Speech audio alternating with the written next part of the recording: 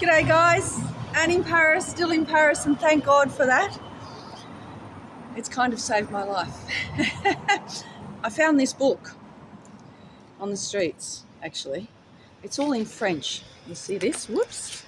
I've got some notes in there. It's all in French, but I found an app where you can scan the pages and it comes up all in English, so I'm reading his book. Now, this guy should be the president of the French Republic because he's got balls, plain and simply. I've just washed my face, I've brushed my teeth, I've said my prayers, I feel really good. And last night I found a change of clothes on the floor that have been dumped there for 3 days with no nits on them. Guys, there's no scratching. That's why I don't pick up clothes from the floor normally, or five-star hotel bins. They've been okay, but not on the floor. But these ones have been okay. They were in a rubbish bag that someone had abandoned, and I've got them on, which is good now. I'm actually clean, second-hand clothes, but I'm clean. So I don't know how much you can see. I tried to rehearse this before. I'm not sure that I can show you the pants. You see?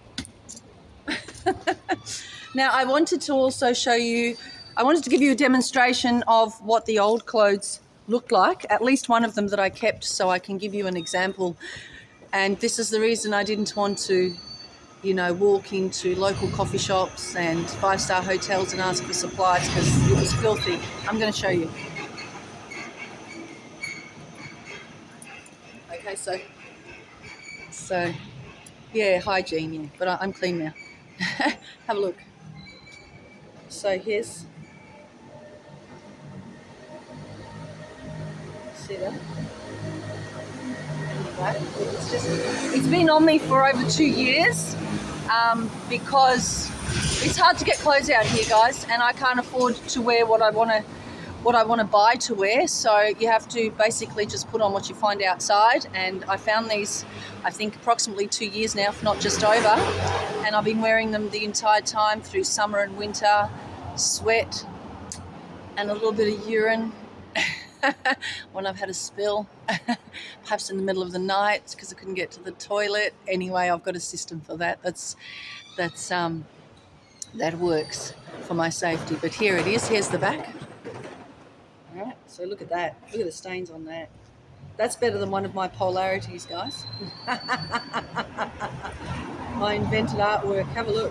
Have a look what I've been wearing for over 2 years on the streets. I must have looked bloody gorgeous. Actually, I'm feeling really good now because I've got clean clothes. Here we go. Here's a bit of a demonstration. I found them on the ground.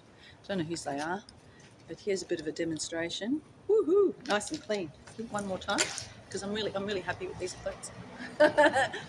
Yeah. All right, guys.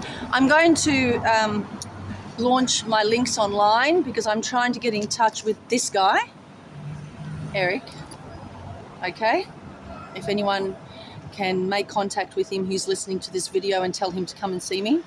I need to also see Karim Khan from the International Criminal Courts, and I'm trying to talk to some politician from Australia who is the leader of the communications industry over there. She's the politician, and they're banning social media accounts for under 16s, which is bloody brilliant. Because before the Australian Department of Child Protection took my children, they were stalking my daughter on her online Facebook account. And it's okay, sweet, thank you. Sorry, I'm blocking the road here, it won't be long. And when we went to New Zealand, I asked her, and I went there for their safety. It was a working holiday, but it was also to spare them from being stolen by the Department of Child Protection. I hadn't done anything wrong. I was only smacking them like everybody else, but when they really needed it, it was a last resort. And, nothing compared to what my mother did to me. And that was never, my mother used to cry over the phone to the Australian Department of Child Protection for assistance, and they never came. And then they used my sister like a revolver to divide and conquer. They stole my children, but prior to that, they were stalking us every time my daughter switched her Facebook account on. Now, the Australian government have got shares with Facebook, we all know that, and the CEO is Australian. And he is breaching privacy laws, divulging this information to the Australian government without cause, of children who they were attacking belonging to single mothers. And these children they were removing without cause on the slightest default. Perhaps you just smacked them across the leg because they stole something, for example. And they were trafficking them, child sex trafficking, through the Australian Department of Child Protection. First the Aboriginals, then the single mothers. And it was on the grounds of racial hatred.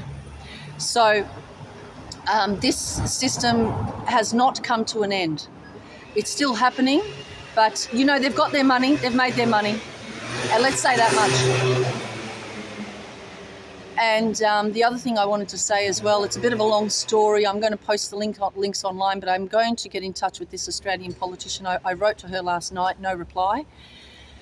And I'm going to try and communicate this cause with her. It's forced disappearance, which is a breach of international humanitarian laws. They've treated me like a war criminal, which I'm not.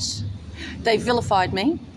They've deemed me guilty before proven innocent. They've removed my family. They may as well have taken my life. They did try. And now I've got a life sentence on the streets for 12 years on the grounds of racial hatred, which is treason by the Australian government.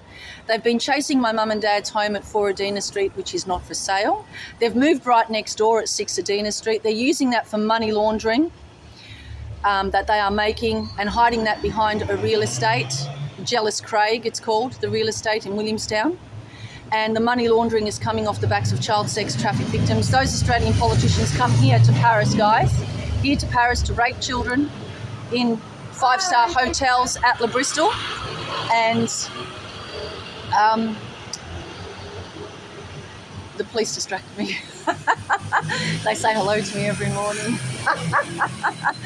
And we kind of shouted out at each other as it's a bonding mechanism, you know. No, they've helped me a lot here, actually. The Ministry of Interior. I'm right in front of the Ministry of Interior. And look, they're not all good, but the majority of them have been really helpful. Here, the French police, so I support them. And I support the Yellow Jackets as well. Their fight was correct, but they were subject to a lot of social injustice. Anyway, I'm going to leave it here because I can't supersede 10 minutes. When I do, it's really hard to upload. Thanks for watching, guys. If you see something, say something. I'm trying to push against child sex trafficking. This is the currency of the European Union, and I'm in France, guys. It's a very big problem.